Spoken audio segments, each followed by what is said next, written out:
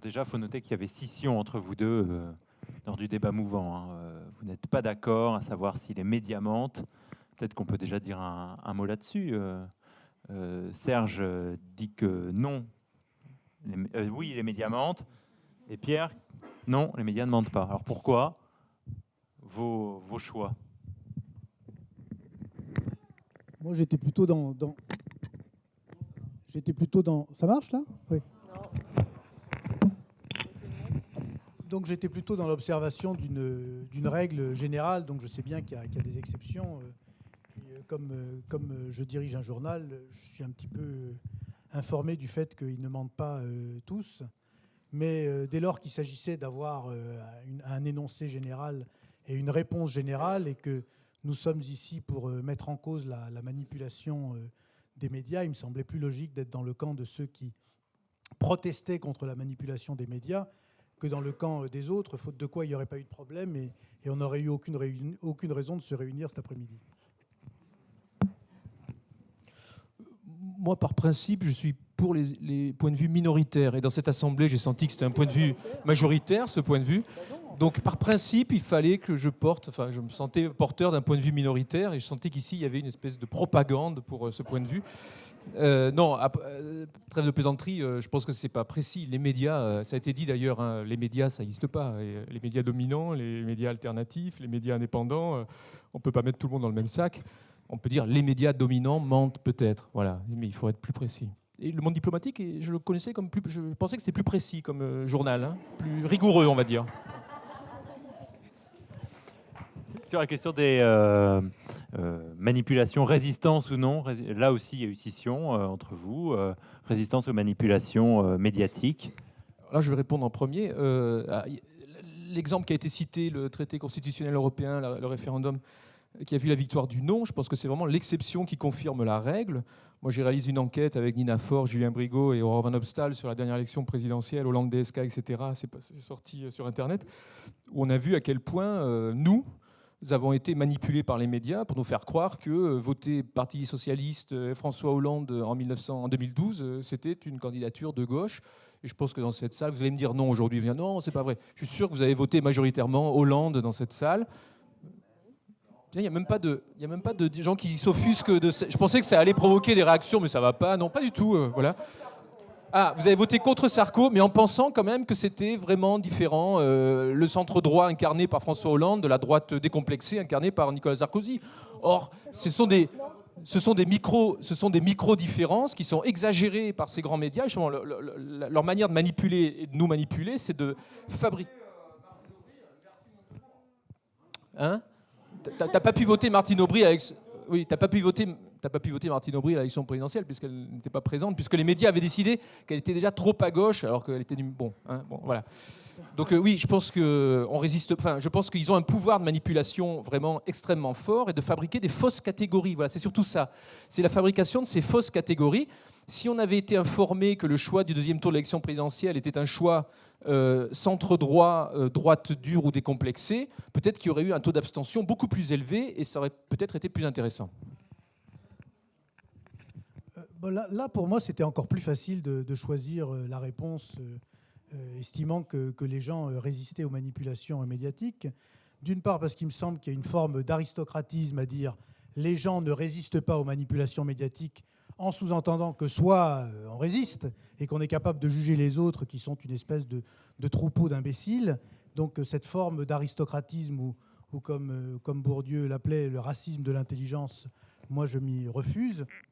Ensuite, l'observation de toute l'histoire humaine, c'est l'observation de grands mouvements, y compris de grands mouvements révolutionnaires, alors même que par définition, les médias dominants sont au service de l'ordre dominant.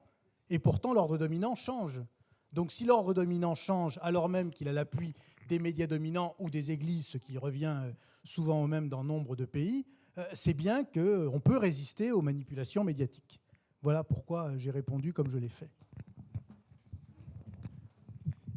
Alors, venons-en maintenant à l'état des médias aujourd'hui et des médias dominants. On parle d'une presse écrite qui serait peut-être vouée à disparaître en tant que quotidien. Les résultats des sondages, est-ce que les journalistes sont bien perçus, sont de plus en plus catastrophiques et la population ne les croit plus, d'après les sondages qu'il y a une fois par an par le quotidien La Croix. Quel regard, vous, qui faites partie de la critique des médias, vous avez sur ce moment où le média est si mal perçu en tant que tel? Bon, si on fait une histoire très rapide de ces dernières années, on peut dire que pendant les années 80, il y a eu une espèce de trou noir de la critique des médias. Il n'y avait plus de critique des médias et elle est réapparue à la fin des années 80. Pourquoi ? Parce qu'il y a eu un certain nombre de bugs médiatiques que tout le monde a observés et dont les gens ont conservé le souvenir. Je cite en vrac le faux charnier de Timisoara, la guerre du Golfe qui avait été censée être couverte de manière exceptionnelle et dont on s'est aperçu que finalement on ne savait rien, le référendum de Maastricht, où vous avez la quasi-totalité des médias qui appellent à voter oui, alors même que le résultat est un résultat beaucoup plus serré et qu'on s'aperçoit donc bien que les médias ne sont pas un reflet de l'opinion publique comme ils le prétendent, le baladurisme compact des médias entre 93 et 95, et enfin et surtout, peut-être pour la plupart d'entre nous, le mouvement social de novembre-décembre 95. Parce que là, il y a des gens qui manifestent, qui sont des millions à manifester pour la défense des services publics, de la SNCF, etc. Et lorsqu'ils ont manifesté, ils rentrent chez eux le soir, ils regardent les journaux d'information à la télévision, ils lisent la presse et ils sont insultés. Ils sont insultés par le rendu de leur propre action. Alors autant quand il s'agit de la guerre du Golfe, on n'est pas sur place, on ne sait pas comment ça se passe, on a le sentiment plus ou moins vague qu'on a été manipulé, mais on ne peut pas mettre le doigt dessus. Autant quand on participe à un mouvement et que ce mouvement est déformé par les médias, on voit qu'il y a un problème. Et je crois qu'à partir de ce moment, la critique des médias est devenue un phénomène assez général, de plus en plus reprise. On le voit d'ailleurs à l'occasion des élections présidentielles. Lors d'une élection présidentielle, c'est la première en 2007, il y a un candidat qui est seul, qui est François Bayrou, qui met en cause le pouvoir des médias et les liens entre les groupes industriels et le sarkozysme. Et à l'élection suivante, vous avez la moitié des candidats qui reprennent cette antienne, ce qui montre bien que la vérité, en quelque sorte, s'est installée au sein de l'opinion publique, qui a une manipulation médiatique. J'ajoute qu'il y a certains faits qui sont tellement spectaculaires que personne ne peut ne pas les avoir observés. Quand vous avez le dîner du Fouquet's avec Sarkozy et les grands patrons de médias, l'espèce de prétention des médias à incarner une espèce de contre-pouvoir se dissipe aussitôt. Donc je pense que depuis quelques années, depuis Sarkozy, la critique des médias est sur une espèce d'autoroute qui fonctionne à toute allure. Le seul problème, c'est qu'elle est devenue tellement populaire qu'elle est récupérée par un certain nombre de gens qui en font un usage particulièrement dangereux, nocif. Et ça, on aura peut-être l'occasion d'en reparler. Un bémol à ce que tu dis. Les gens sont peut-être conscients de plus en plus, à cause du travail qu'on a pu effectuer depuis un certain nombre d'années. En même temps, ils n'ont jamais autant regardé le journal télévisé, enfin toutes chaînes confondues, je parle. La télévision est toujours en augmentation, ses taux d'audience, elle n'est pas encore sur le déclin. Et il y a toujours autant de jeunes qui partent dans les écoles de journalisme. Donc le sondage de la Croix, moi je le mets en doute, je ne sais pas ce qu'il veut dire ce sondage, comme quoi il y aurait une défiance à la carte. Alors, il y a peut-être une défiance, mais sans conséquence. Voilà, il y a peut-être une défiance sans conséquence. Et ça, c'est problématique. Si les gens disent ouais, c'est dégueulasse, c'est nul, ils nous manipulent, et puis ils regardent le journal télévisé et ils continuent d'être présents devant les écrans, de lire des journaux ou d'écouter des radios. Il n'y a pas de chute. S'il y avait vraiment un discrédit de ces médias, il y aurait une chute de l'audience. En tout cas, en radio et télévision, elle n'existe pas pour l'instant. Et dans les écoles de journalisme, on n'arrête pas de recruter des apprentis journalistes. Donc moi, je mets en doute le sondage auquel tu fais référence. Sur la... Oui.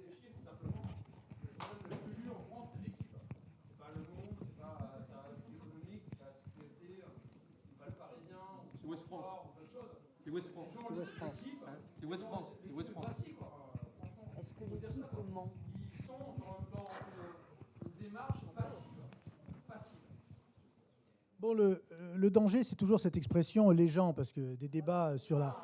Oui, non mais bon, les gens, c'est-à-dire pas nous en fait. Bon, ouais, oui, mais pas nous qui sommes plus éclairés qu'eux.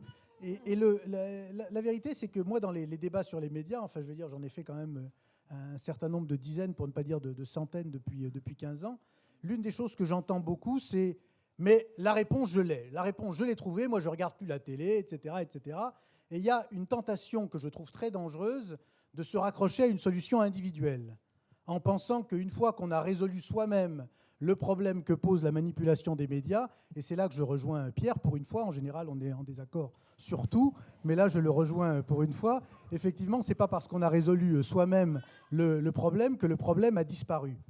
Donc il faut toujours rappeler qu'il y a beaucoup de gens qui regardent la télévision, qu'il y a beaucoup de gens qui subissent une information qui est une information de qualité très discutable, et que la solution ne peut être que collective.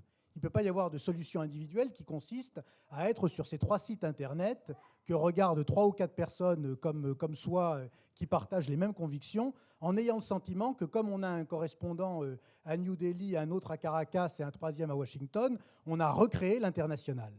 C'est à mon avis ça le danger, de penser que dès lors qu'on a trouvé une solution qui est une solution individuelle, le problème collectif a disparu et que les autres qui n'ont pas trouvé cette solution individuelle sont en quelque sorte des imbéciles ou des retardataires.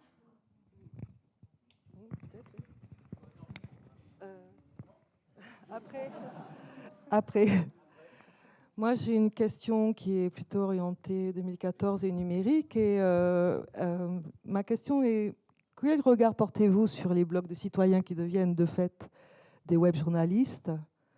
Et j'ai lu, alors je ne sais plus dans quel... enfin bref, c'est le ministère de l'Éducation qui a fait un sondage auprès des jeunes, et les jeunes s'informent d'abord par leurs parents, ensuite par Internet et après par la télé. Donc voilà, j'aimerais bien avoir vos avis là-dessus. S'ils s'informent par leurs parents, ils s'informent par la télé, les jeunes, hein, parce que les parents regardent la télé. Donc là encore, hein, c'est une étude qu'il faut mettre en doute. Par rapport au blog, moi, la seule formule qui me vient à l'esprit, c'est, on disait souvent, la formule n'est pas de moi, que la censure à l'ancienne, c'est ferme ta gueule, c'est censurer à l'ancienne, de manière archaïque, et la censure moderne, c'est cause toujours. Et je crois que les blogs, c'est ça, c'est cause toujours. Donc tu peux raconter ce que tu veux sur Internet, tu peux faire ce que tu veux sur Internet, mais c'est noyé dans un magma, et finalement, il y a une autre forme de censure qui se met en place, qui est celle du cause toujours, qui a remplacé le ferme ta gueule, ou qui est en train de remplacer le ferme ta gueule. Voilà.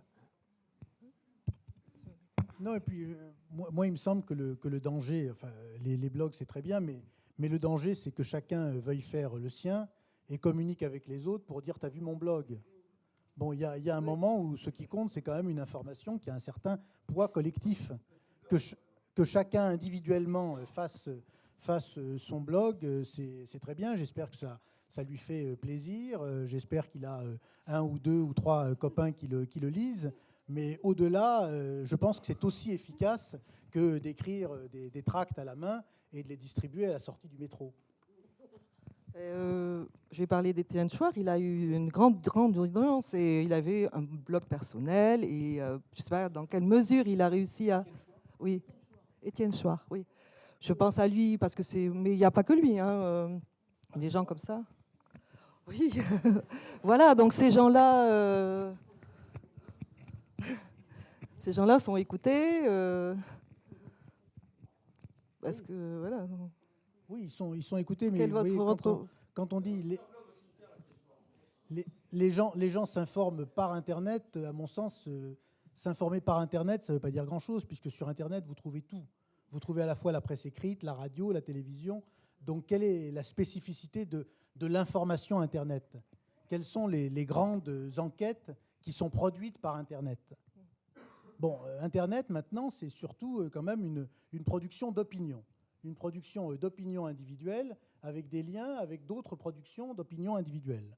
Bon, c'est bien, mais c'est toutes les limites de l'exercice. Je crois que l'information, c'est aussi un travail de production collective. C'est au moins l'avantage d'un journal. Un journal, on est une équipe. On discute, on échange, on détermine la hiérarchie de l'information.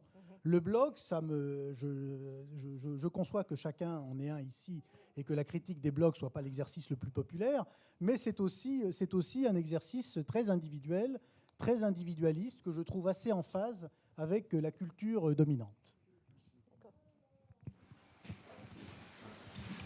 Je ne suis pas tout à fait d'accord là-dessus. Enfin, moi, je T'as blog, toi, t'as blog. Ça n'arrive pas de lire un peu le monde diplomatique ou d'autres choses. Même sur le monde diplomatique, thématiques, il n'y a pas forcément des textes avec des références.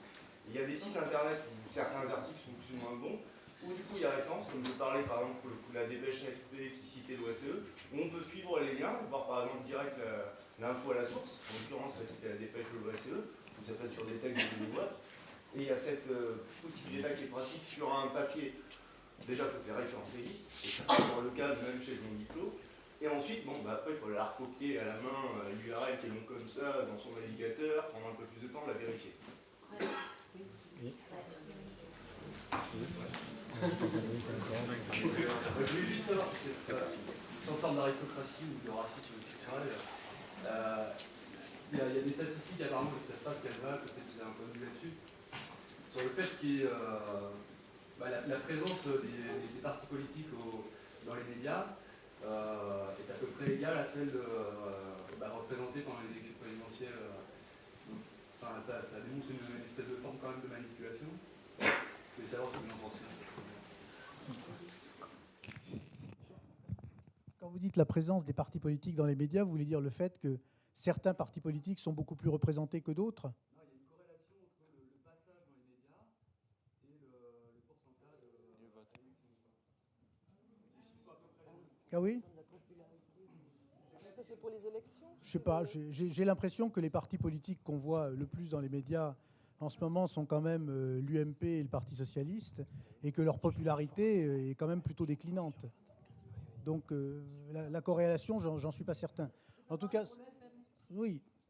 En tout cas, ce dont je suis certain, c'est qu'il y a une période qui est une période bénie en quelque sorte dans l'expression démocratique en France, qui est la période de l'élection présidentielle où les médias sont obligés d'accorder le même temps de parole à tous les candidats. Et on sait à quel point les journalistes dominants détestent cette période, parce qu'ils préféraient effectivement en revenir au petit jeu habituel où on a un candidat socialiste, un candidat de droite, autour de polémiques assez connues et assez arbitrées par leurs questions courantes. Et moi, je trouve que c'est une bonne période. C'est une période où on découvre en quelque sorte des idées, des candidats, des thèmes qui sont intéressants. Et c'est l'une des bonnes choses, puisqu'il faut quand même évoquer un nombre d'acquis qui existent. C'est l'une des bonnes choses qui existent dans la loi française. D'abord le fait que la publicité politique soit interdite à la télévision. Dans d'autres pays où elle est autorisée, effectivement, la vie politique a été complètement pervertie par ça. Et l'autre acquis, moi je pense, c'est cette loi qui oblige les journalistes à donner le même accès dans les médias publics et dans les médias privés à tous les candidats à l'élection présidentielle. Bon, je souhaiterais que cette règle s'étende à davantage qu'une semaine ou 2 semaines tous les 5 ans. Oui, c'est ça, c'est 1 ou 2 semaines. Voilà. Depuis qu'existe la critique, enfin, qu'est revenue la critique des médias à la fin des années 80, début 90, est-ce que vous avez vu une différence dans les traitements médiatiques de la part des médias dominants? Est-ce qu'il y a eu une amélioration ou au contraire aucun changement, ou ça s'est empiré? Est-ce que d'après vous, les médias dominants font avec la critique des médias ou pas? Je ne sais pas si on prend par exemple l'élection présidentielle de 1995 à laquelle faisait référence Serge Halimi, où les médias étaient pro-baladuriens et ont essayé de faire élire Balladur de manière grossière. Ils n'ont pas réussi, mais ils ont quand même réussi à faire élire Jacques Chirac, qui avait le même programme. Hein, donc ils ont gagné à l'arrivée. Hein, même si on peut penser qu'ils ont perdu, ils ont gagné, puisque le programme de Chirac et de Balladur était le même. Ils faisaient partie tous les deux du même parti. Donc il y a des mécanismes très grossiers de manipulation médiatique qui ont été rendus visibles, qui ont été étudiés, tout le monde est au courant, il y a des écrits, il y a des films, il y a tout ce qu'il faut, et ça continue. C'est-à-dire que ce qui s'est passé en 2012, avec d'abord Dominique Strauss-Kahn, l'actuel rédacteur en chef d'Europe 1, ou directeur de la rédaction d'Europe 1, Nicolas Escoulan, a fait un reportage sur Dominique Strauss-Kahn qui est totalement honteux, qui est de la propagande, où il le présente comme... C'était à l'époque, avant l'affaire du Sofitel de New York. Il le présente comme une espèce de type finalement des classes moyennes. Il gomme complètement le fait qu'il a des domestiques. Il gomme complètement le fait qu'il a, avec sa femme, un riad à Marrakech, avec toute une série de personnels qui l'entourent et qui organisent sa vie. Tout ça avait été complètement gommé. C'était vraiment de la propagande, comme on pouvait en voir probablement dans les pays communistes à une époque. On se foutait de la gueule des régimes communistes parce qu'ils faisaient de l'information comme ça, en gommant les têtes des gens gênants sur des photos. C'est exactement la même chose. Ce type-là, aujourd'hui, nous, on a dénoncé ce travail dans un film, Hollandeska, etc. Ça a été relevé par d'autres. Ce type-là, aujourd'hui, il dirige la rédaction d'Europe 1. C'est-à-dire qu'il a été promu. Il a été promu pour avoir fait de la propagande éhontée pour Dominique Strauss-Kahn. François Hollande a fait l'objet aussi d'un favoritisme incroyable de la part des grands médias, ainsi que Nicolas Sarkozy en 2007. Donc on le voit tout ça, mais on n'en tire aucune conséquence. On n'en tire absolument aucune conséquence. Donc, je sais pas, il faut peut-être faire autre chose maintenant, il faut peut-être réglementer, il faut peut-être prendre des mesures coercitives. En tout cas, le fait de dénoncer ces manipulations, je pense, ne sert pas à rien. Bien sûr que ça sert, il faut continuer ce boulot, mais ce n'est pas suffisant. Je pense qu'il y a une chose qui est intervenue, c'est qu'il y a de plus en plus dans les journaux de rubriques type décryptage. Que l'idée que l'information est manipulée a été retournée par certains journaux qui se présentent tous comme des combattants de la pensée unique. Donc ils sont tous contre la pensée unique.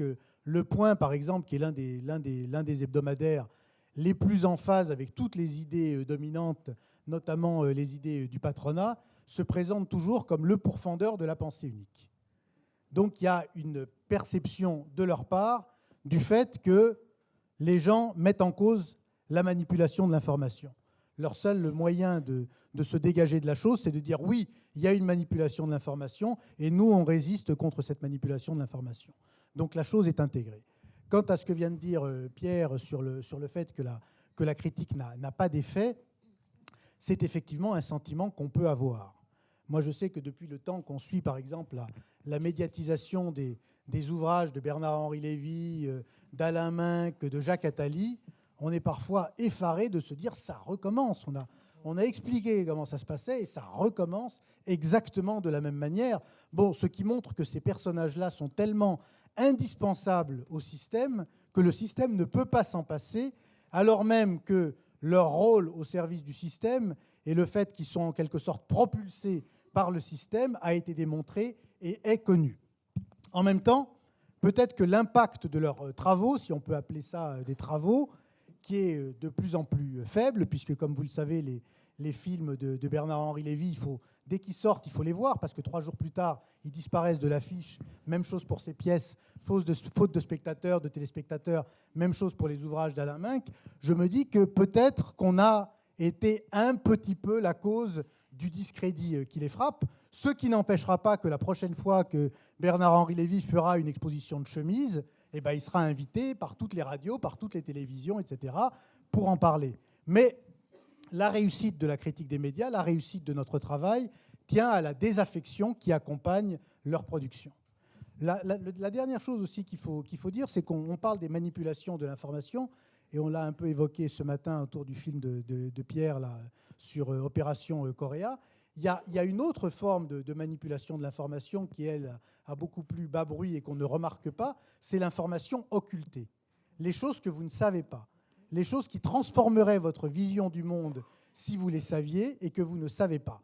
Il est évident que, par exemple, les résultats progressistes qui sont obtenus en ce moment en Amérique latine font partie d'une non-médiatisation systématique.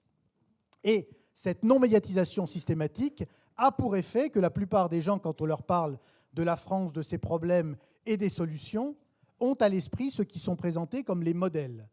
Et les modèles, c'est tantôt le modèle danois, le modèle allemand, le modèle britannique et le modèle américain, mais beaucoup moins souvent, voire pas du tout, voire jamais, le modèle équatorien, le modèle argentin ou le modèle chilien. Par exemple, au Chili, puisque j'y ai été il y a quelque temps, il y a eu un très grand mouvement étudiant il y a quelques mois. Ce mouvement étudiant a eu des conséquences, et de bonnes conséquences, puisque le système de privatisation de l'enseignement est remis en cause. Qu'il y a maintenant un projet qui vise à rendre gratuit l'enseignement primaire, puis secondaire, puis supérieur. Cette chose-là, très franchement, moi, je ne le savais pas. Bon, je m'informe un petit peu, sans doute plus que la majorité de la population, mais je ne le savais pas.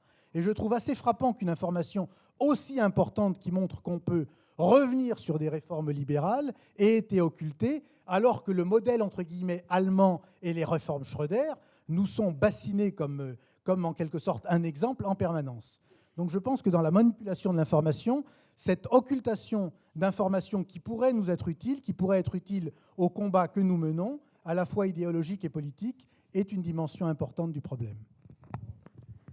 Pour continuer à parler, on va parler avec 2 témoignages et une analyse après. Alors, le premier témoignage, c'est celui de Philippe Poutou, qui est dans la salle, voilà, en tant qu'ancien candidat à l'élection présidentielle.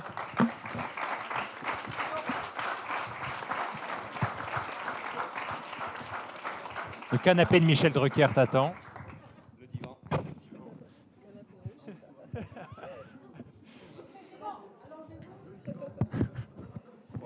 Celui-là, je crois qu'il marche. Bon, effectivement, comment tu as vécu, toi, ce moment à laquelle, politiquement, médiatiquement, tu n'étais peut-être pas tout à fait préparé au départ de l'élection présidentielle en 2012, apparaissant comme un petit candidat et sans doute étant parmi les candidats jugés inutiles par Jean-Michel Apathy. Ouais, donc ouais, effectivement, je n'étais pas du tout préparé. Ça arrivait très rapidement et même presque d'un seul coup. C'est toujours difficile de raconter parce que c'est une grosse expérience personnelle, mais en même temps, on n'a pas envie de discuter de ce qui nous est arrivé. Enfin, c'est pour ça que j'ai pas envie de parler non plus d'anecdotes. Le journaliste le plus sympa, le moins sympa, l'émission le meilleur souvenir, le moins bon souvenir, tout ça, ça n'a pas d'importance. Mais globalement, sans théoriser ou sans être capable aujourd'hui d'expliquer ce qu'est le média, mais c'est vrai que le vécu, de fait, on voit de l'intérieur des choses. Et peut-être pas tant la presse écrite, parce que la presse écrite... on maîtrise rien du tout en fait. On a un entretien, une interview, après c'est cité, enfin il y a des citations des fois, mais les citations c'est quasiment jamais ce qu'on a dit. Ça c'est impressionnant. Même quand il y a 4 mots, il y en a un des 4 qui n'est pas le bon. Et ça c'est incompréhensible. Donc je ne sais pas si c'est de la malhonnêteté ou plutôt un manque de rigueur ou un manque de professionnalisme. Mais voilà, mais en tout cas on n'a pas du tout de maîtrise là-dessus. Où ils enregistrent ou pas. Enfin bon, de toute façon ils écrivent après ce qu'ils veulent. Et c'est vrai que ça c'est terrible de ce côté-là. Après ce qui est le plus intéressant à raconter, c'est plus l'expérience directe, radio ou plateau télé. Où là c'est quand on arrive là-dedans. Moi mon premier c'était le Grand Journal.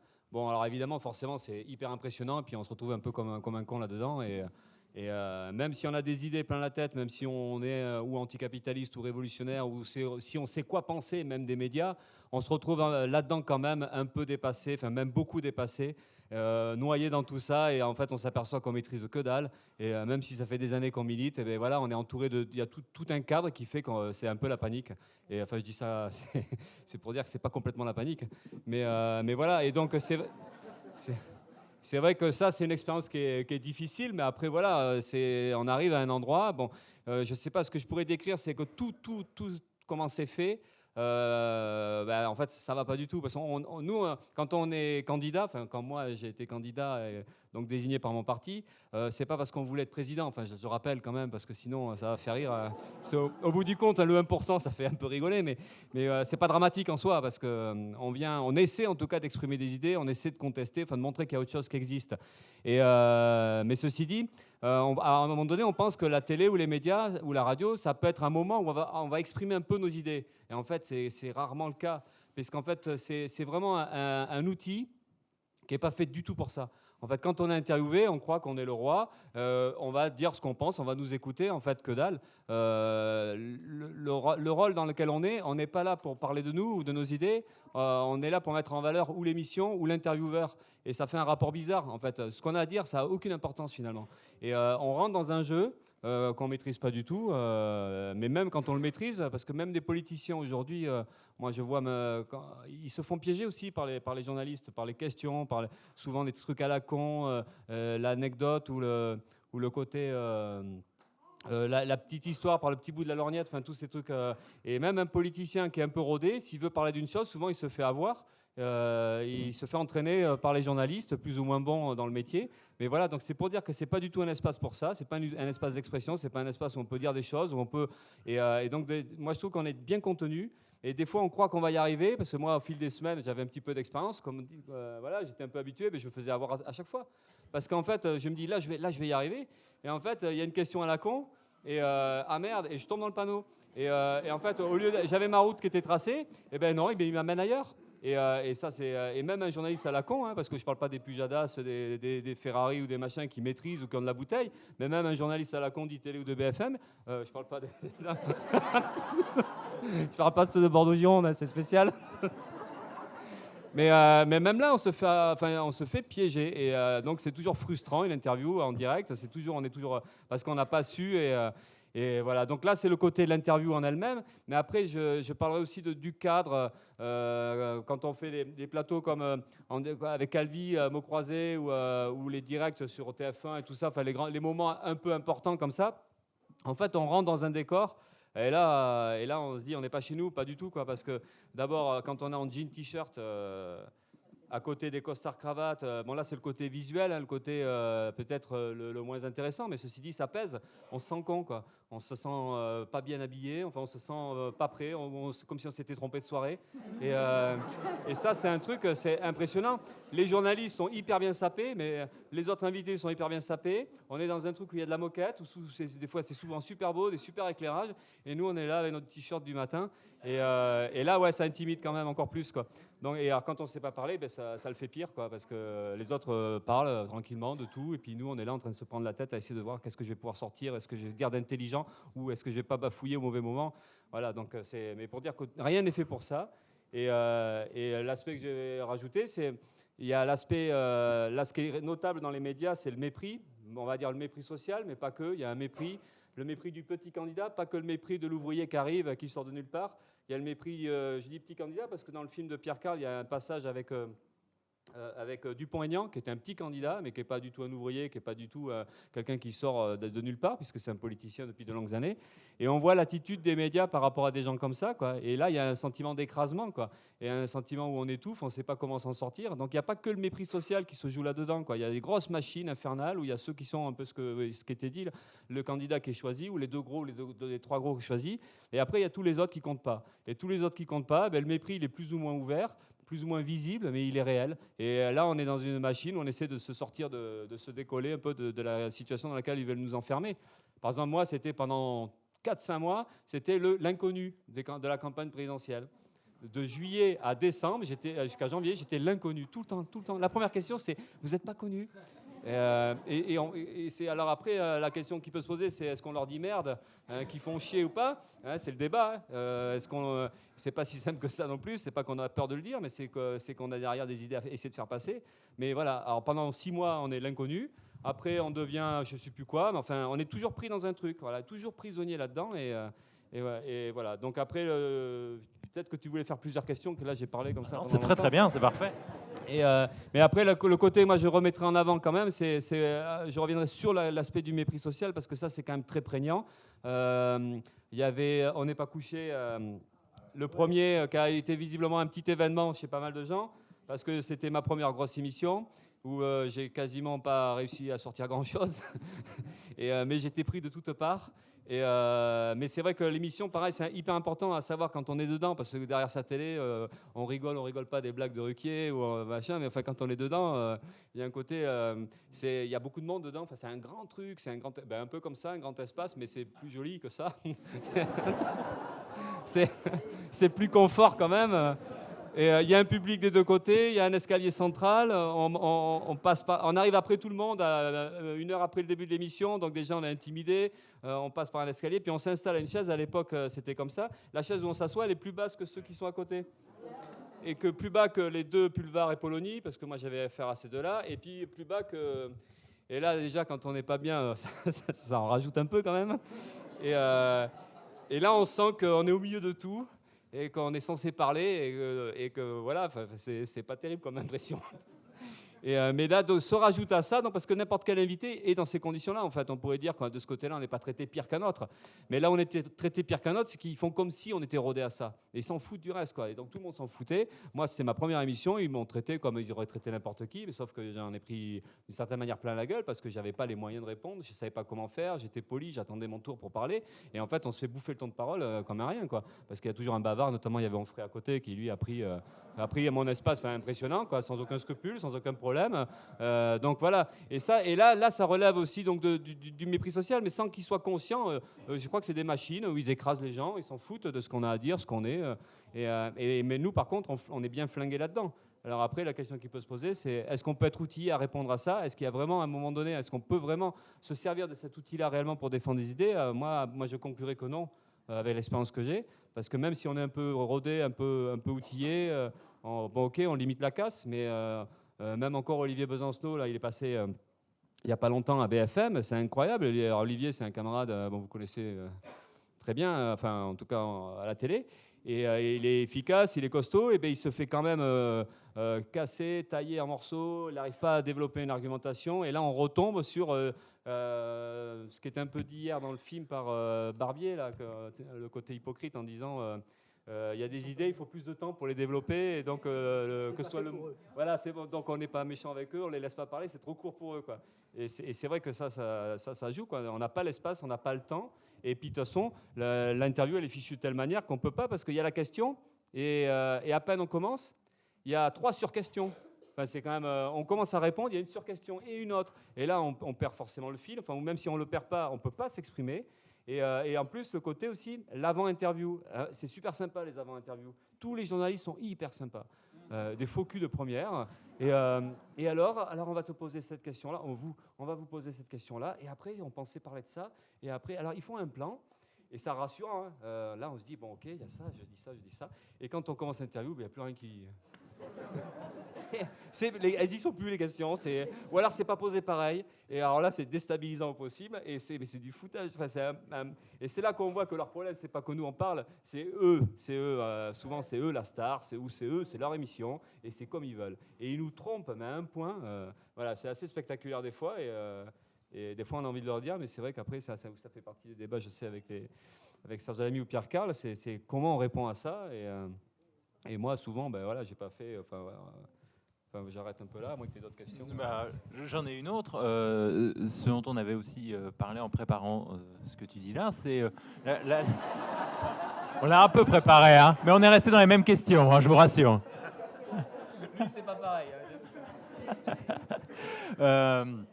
C'est aussi le rapport aux camarades ou aux ouvriers.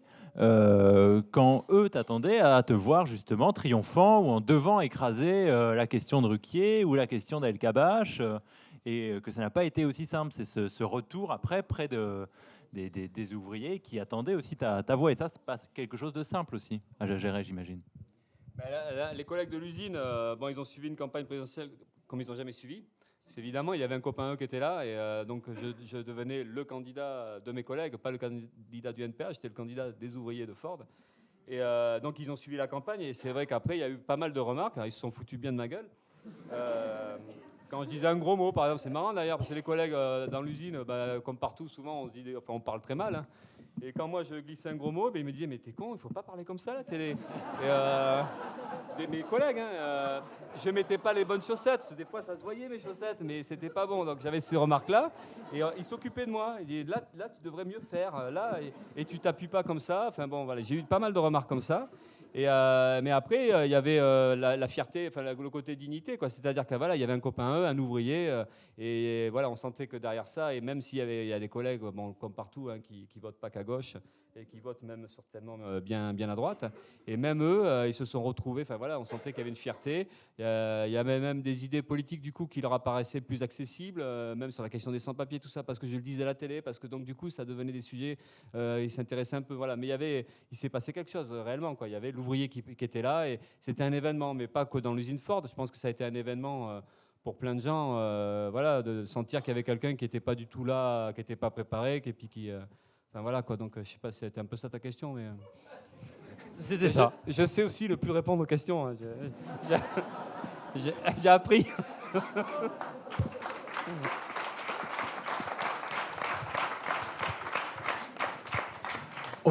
On va essayer aussi de regarder, tu as accepté pour rester là, hein, sur le canapé, pour parler aussi avec la CGT Cheminot et Christophe.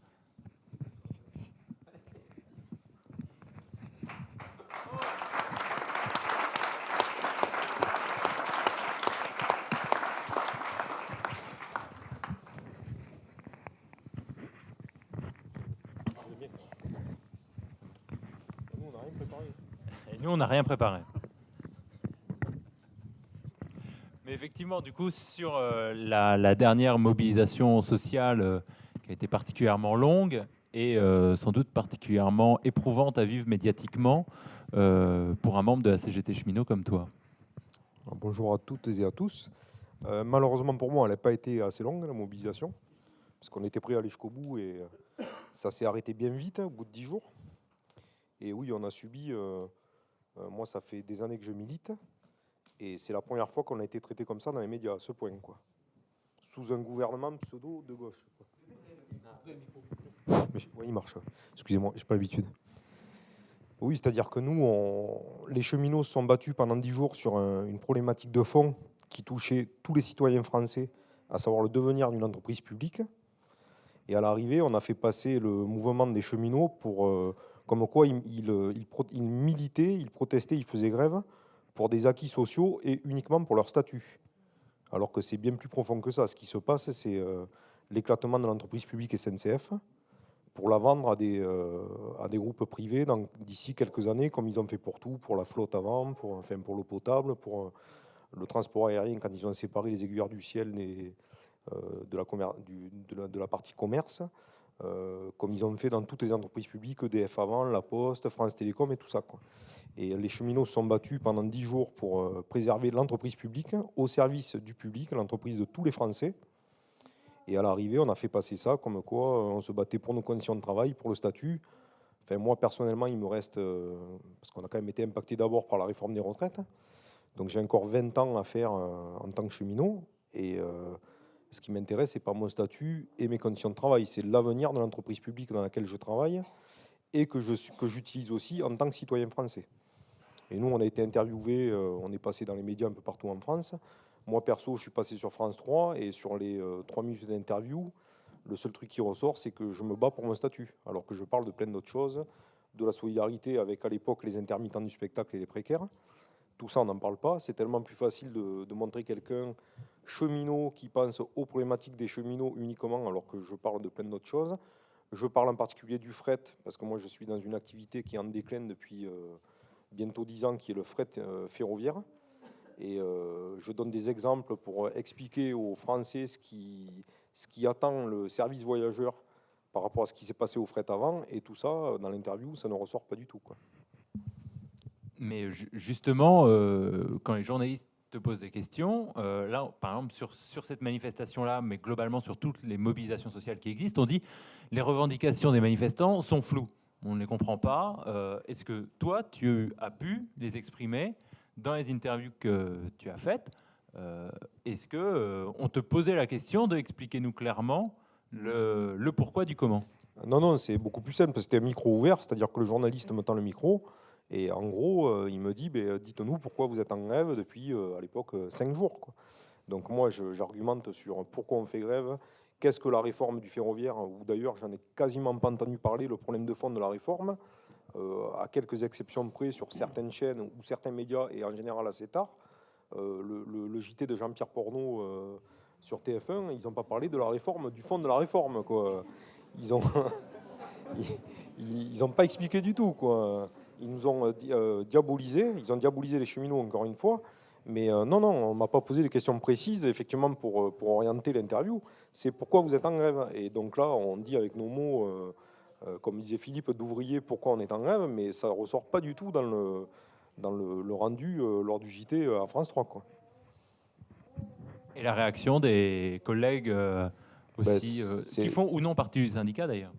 Oui, parce qu'on n'est pas beaucoup de syndiqués en France, hein, mais c'est le dépit. Et puis, nous, on s'est retrouvés dans une situation où, à la sortie de la grève, beaucoup de syndiqués cheminots voulaient rendre leur carte parce que bon, les gens font un amalgame, hein, c'est la faute du syndicat, alors que la grève, une fois qu'elle a été arrêtée, c'était par les assemblées générales. Hein.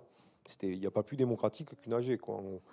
Et les gens étaient assez désabusés et tristes. Moi, j'étais triste, quoi, parce que quand on se bat, quand une corporation comme les cheminots se sont toujours battus pour plein de problématiques sociales depuis toujours, et qu'on voit qu'on se fait cracher dessus, moi, je me suis fait insulter par des étudiants, quoi. Parce que j'ai découvert que 90% des bacheliers, enfin des candidats au baccalauréat, j'ai découvert pendant les grèves des cheminots que 90% des futurs bacheliers habitaient à plus de 50 km de leur domicile. Ils prenaient tous le train pour aller passer leur bac. C'était formidable, ça. Et donc on s'est fait insulter par des étudiants, on cristallisait tout ce dont, pour moi, sont responsables les politiques. À un moment donné, c'est le cheminot qui va le cristalliser, c'est le pompier, enfin voilà, quoi. On a vraiment le sentiment que les personnes se trompent de cible souvent, et c'est un peu attristant de voir qu'on se bat pour le collectif souvent, et à l'arrivée, on passe pour des individualistes, des égoïstes. Enfin, moi, je suis en interpro, on a fait des actions avec les Ford, les cheminots, et on n'avait rien à gagner avec les Ford. Les Ford n'ont rien à gagner en venant avec les cheminots, ou les intermittents, les précaires, n'avaient rien à gagner à faire grève avec les cheminots. Et justement, on est tous ensemble parce qu'on a un ennemi commun, quoi. Et c'est un peu attristant de voir qu'on est traité comme ça médiatiquement. Ouais. Serge Alimi, Pierre Karl, ça vous fait peut-être réagir ou peut-être une analyse aussi sur ces deux témoignages? Non, moi sur le premier témoignage de Philippe Poutou, ce qui m'avait frappé pendant la campagne présidentielle, c'est que tous les petits candidats étaient harcelés par la même question qui était « Que ferez-vous au second tour ?» C'est-à-dire qu'on leur interdisait de présenter leur programme en estimant que les Français ne s'intéressaient, parce qu'évidemment les journalistes se présentent comme toujours comme les intercesseurs de ce que pensent les Français, ne se posaient qu'une question, c'est pour qui Philippe Poutou votera au second tour, est-ce qu'il appellera à voter pour François Hollande? Et donc on lui interdit en quelque sorte de développer sa campagne au nom de cette question qui l'oblige déjà à se situer dans un jeu politique qu'il récuse. Je trouve que ça, c'est assez frappant, quels que soient les petits candidats. Par ailleurs, ce qui m'a intéressé dans sa campagne, c'est que j'ai eu l'impression qu'il avait appris assez vite, parce que entre les deux émissions là, chez Ruquier, la première, il avait été effectivement houspillé, et puis la seconde, j'ai trouvé qu'il s'en était tiré assez bien. Il y avait ce moment où il attaquait Sarkozy et où aussitôt Audrey Pulvar lui disait « C'est facile d'attaquer Sarkozy, c'est complètement démagogique, vous avez fait la salle » parce que la salle l'applaudissait, ce qu'elle n'aurait jamais fait pour un autre candidat se faisant applaudir par les gens qui assistent à l'émission. Et puis quand il a voulu développer son programme, évidemment il a eu très peu de temps pour le faire, mais je me souviens qu'à un moment, il avait évoqué la nécessité de nationaliser les banques, et qu'aussitôt, Audrey Pulvar lui avait dit « Ah oui, mais alors ça veut dire mettre les ouvriers, enfin les salariés des banques, au chômage ». Ça avait été son objection majeure. Sous-entendu, vous vous présentez comme le candidat des travailleurs, et ce que vous proposez, c'est d'en mettre davantage au chômage. Et puis, comme il avançait un certain nombre de propositions et qu'il était sans cesse interrompu, je crois que tu ou vous, je sais pas, on peut dire tu lui avais fait observer que lorsque Bernard-Henri Lévy était venu quelques semaines plus tôt, il avait pu parler tranquillement pendant des minutes sans être interrompu. Et là, il y a un moment que j'ai noté parce que je l'ai trouvé assez efficace quand tu lui as dit on va faire, quand tu as dit à Pulvar, ce qui était assez courageux compte tenu du fait qu'elle était quand même bien soutenue par ses amis sur place, tu lui as dit on va faire la règle simple parce qu'on ne va pas faire comme il y a 4 mois, sous-entendu comme pendant la période où vous m'avez interrompu sans arrêt et où j'ai rien pu dire. Quand je parle, et puis vous répondez. Et je pense qu'à ce moment, en fait, c'était efficace. Et là, je me suis dit, si les moments étaient uniquement de ce type, peut-être que ça vaudrait le coup d'aller plus souvent à la télévision. Mais il faut avoir un bon sens de la répartie. Bon, quant aux mouvements sociaux, bon, c'est une observation qu'on fait depuis 20 ans. C'est toujours des mouvements corporatistes qui prennent la France en otage. Les journaux de Pernod sont toujours construits autour du même modèle. Et puis, voilà, comme vous voulez. Et il y a toutes les déclinaisons sur les vieilles qui ne peuvent pas se déplacer, les enfants qui ne peuvent pas aller à l'école, etc. Et vous êtes, en quelque sorte, les empêcheurs de tourner en rond, avec les micro-trottoirs systématiques sur les gens qui disent « il y en a marre, on est pris en otage », etc. Il me semble que maintenant, le scénario est tellement rodé que les journalistes s'en sont aperçus. Et de temps en temps, il y a quelqu'un qui dit « je comprends le mouvement des grévistes ». Bon, il y en a 1 sur 10, mais ils ont compris qu'en avoir 10 sur 10 qui disent « il y en a marre d'être pris en otage », c'est un peu trop grossier. Donc... J'aimerais savoir s'il y a des journalistes tels que ceux de France 2 qui avaient été détenus en otage au Liban pendant des années. Si ceux-là... Oui, enfin... Ces mots quand même, parce que c'est bien galvaudé quand même aussi, les mots pris en otage. Bon... La vérité, c'est que les syndicats de journalistes, parce qu'il y en a aussi, le SNJ, le SNJ-CGT et la CNT, enfin, ils dénoncent systématiquement cette utilisation du terme otage. Mais là, c'est un peu comme BHL, qu'on a beau dire, ça suffit de l'inviter 50 fois à parler de ses productions nulles que personne n'a envie de voir ni de lire, ça recommencera la fois suivante. Là, on a expliqué ça au moment du mouvement social de novembre-décembre. Enfin, il y a eu beaucoup d'articles qui, en 95, ont montré comment ça fonctionnait.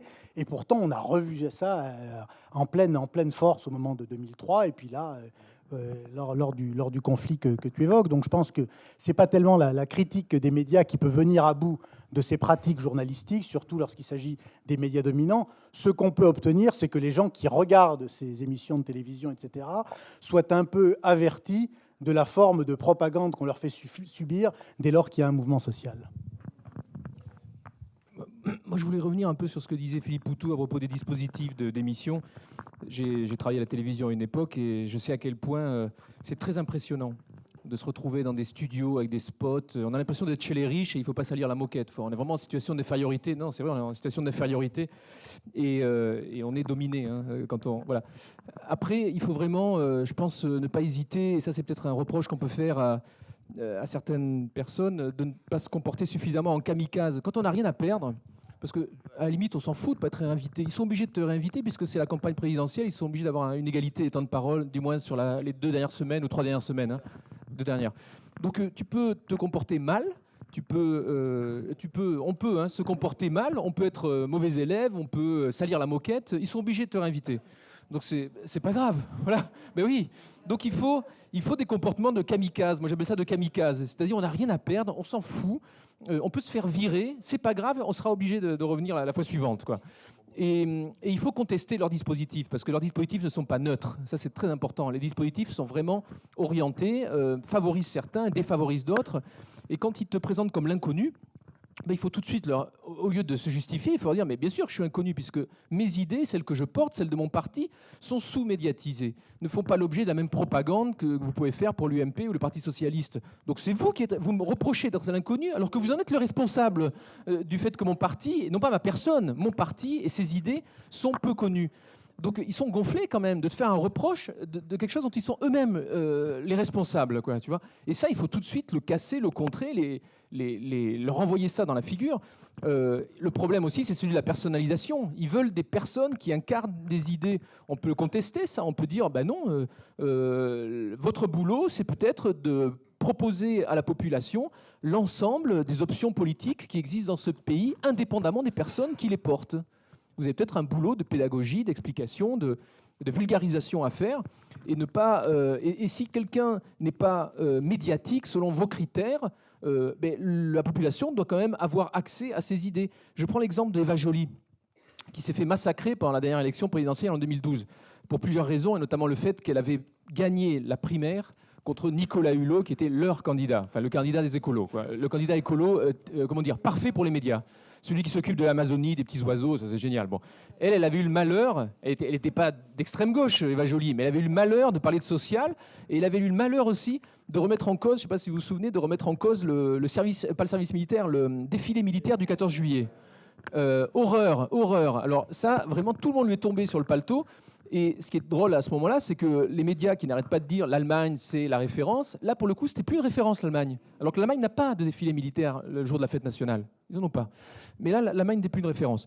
Donc, quand on voit des candidats se faire maltraiter comme ça, parce que soi-disant, ils sont pas assez médiatiques, s'expriment pas correctement, ils ont un accent étranger, ce qui était le cas de la norvégienne ou franco-norvégienne Eva Joly, il faut les renvoyer, il faut les envoyer balader et leur dire mais c'est pas vous qui allez choisir comment on va s'exprimer, c'est à vous de faire un boulot, de nous mettre dans les conditions de nous exprimer le mieux possible.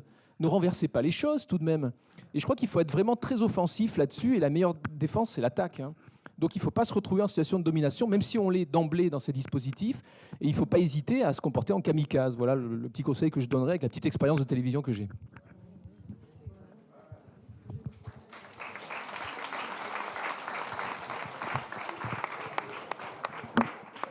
Troisième regard sur la critique des médias, avec Dominique Pinsol, maître de conférence.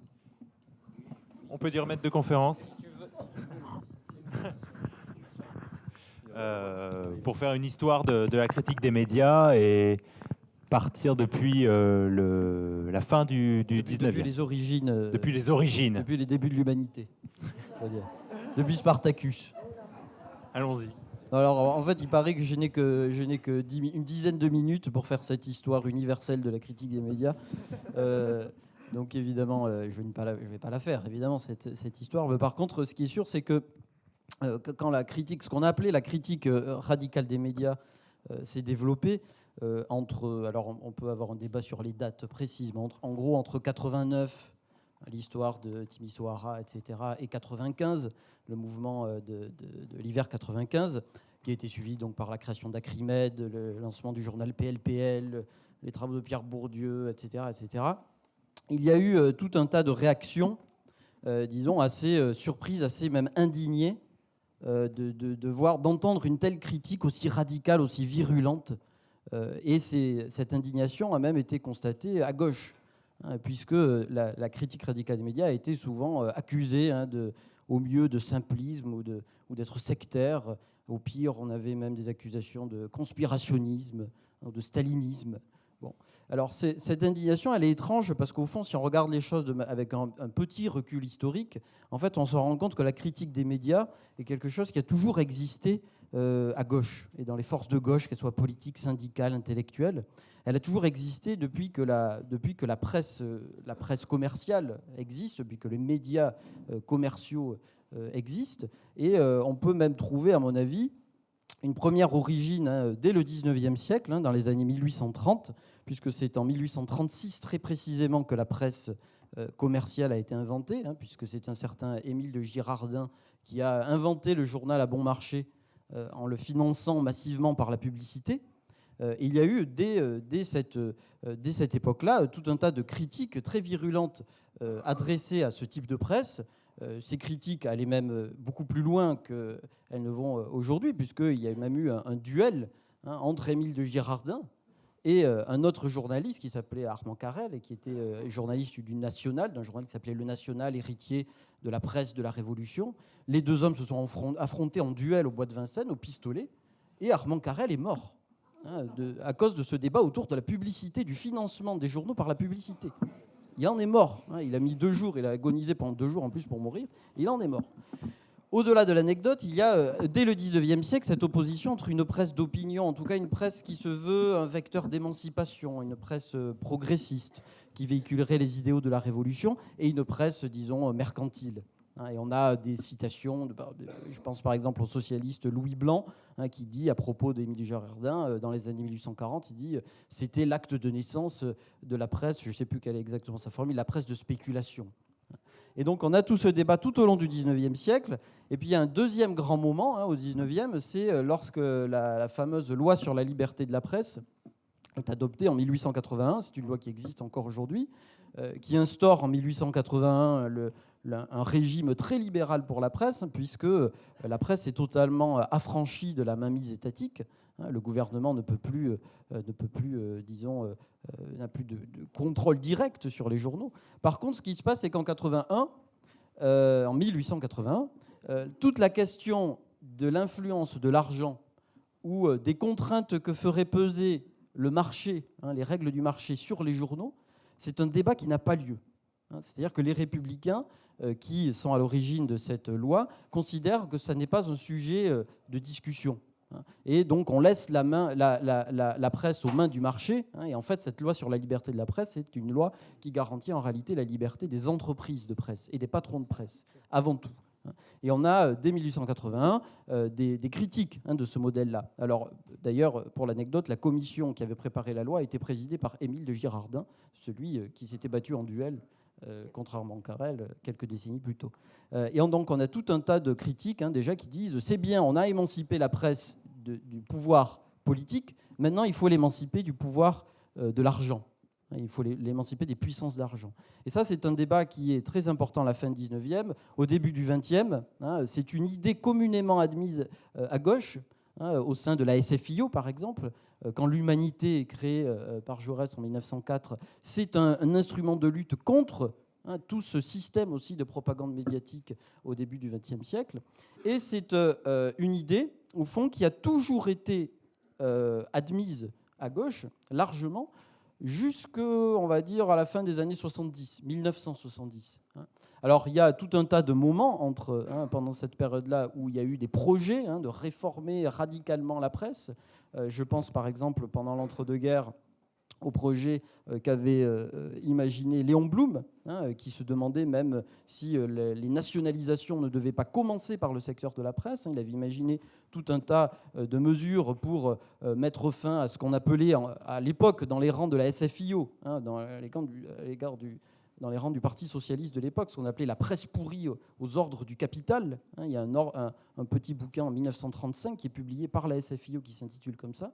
Et donc on imagine des moyens de supprimer cette presse-là.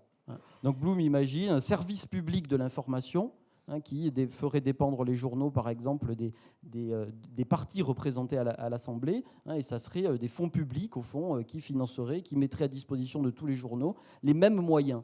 Et que tous les journaux, toutes les idées lutteraient à armes égales.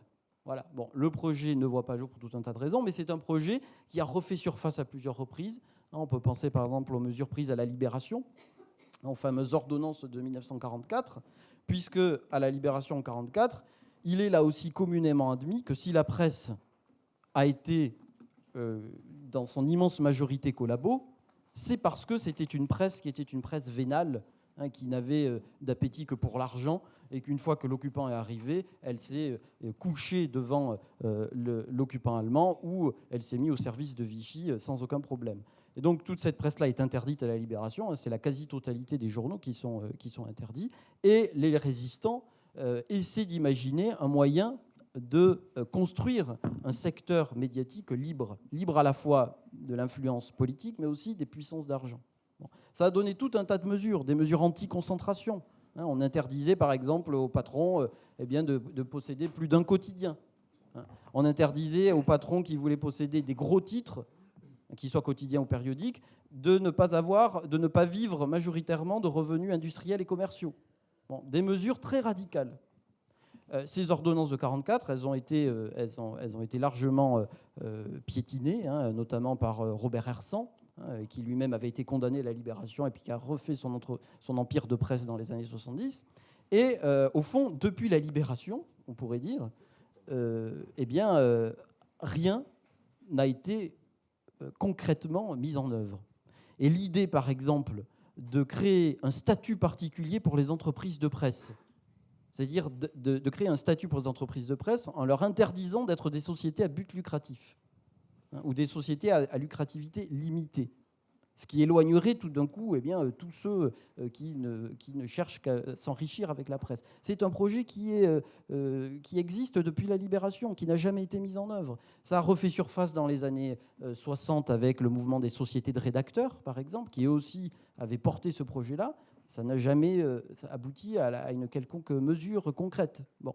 Et au fond, les derniers, dans l'histoire contemporaine, très contemporaine, les derniers moments où on a réfléchi, où on a évoqué sérieusement des projets de transformation radicale du secteur de la presse, on en a quelques traces, comme une queue de comète, dans le programme commun de la gauche, jusqu'aux propositions de Mitterrand, avant l'élection 81. On a encore ces références au projet porté par les résistants à la libération, à ce statut d'entreprise de presse à but non lucratif, à la nécessité de construire un secteur public de l'information. Bon.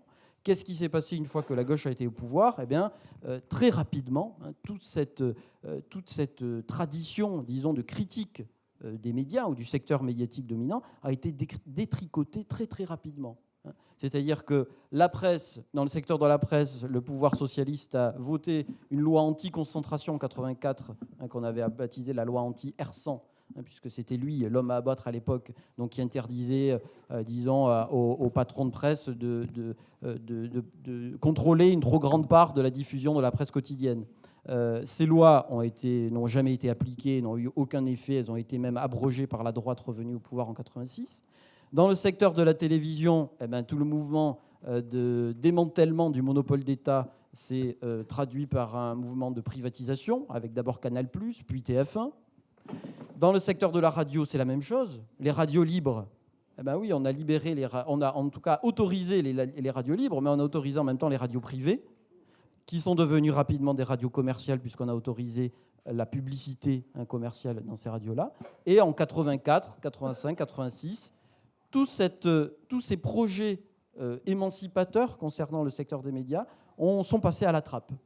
Et ce qui explique que dans les années 80, il y a eu effectivement un trou noir, disons, dans cette réflexion autour des médias, qui fait que quand cette critique est réapparue à partir de la fin des années 80, donc entre 89 et puis jusqu'au milieu des années 90, ça a surpris tout le monde, ou en tout cas tout le monde, en tout cas les militants les plus jeunes, ou les gens qui s'y intéressaient et qui étaient très jeunes à l'époque, dont je faisais partie, puisque c'était une critique, une réflexion qui avait été complètement oubliée, une sorte d'amnésie militante de ce point de vue-là. Et je crois que ce qui s'est passé depuis, en gros, cette époque-là, depuis la fin des années 80, milieu des années 90, c'est qu'on a remis au goût du jour, réactualisé cette critique-là, en reportant en remettant sur le devant de la scène des projets de réforme, et surtout en soulignant la nécessité de s'emparer à nouveau politiquement de la question des médias. Voilà le panorama, disons, qu'on peut faire très rapidement à grands traits. Je ne sais pas si j'ai tenu. C'est exactement 10 minutes. Je n'ai pas chronométré.